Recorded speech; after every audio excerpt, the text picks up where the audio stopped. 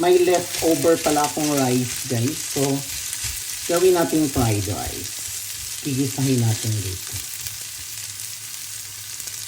Tapos yung fried rice, lagyan natin ng ganito, guys, ng mga anek-anek na gulay para healthy living.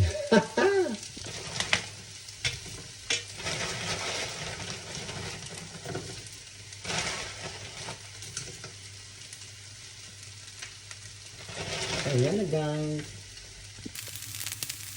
So, ito na yung fried rice natin, guys.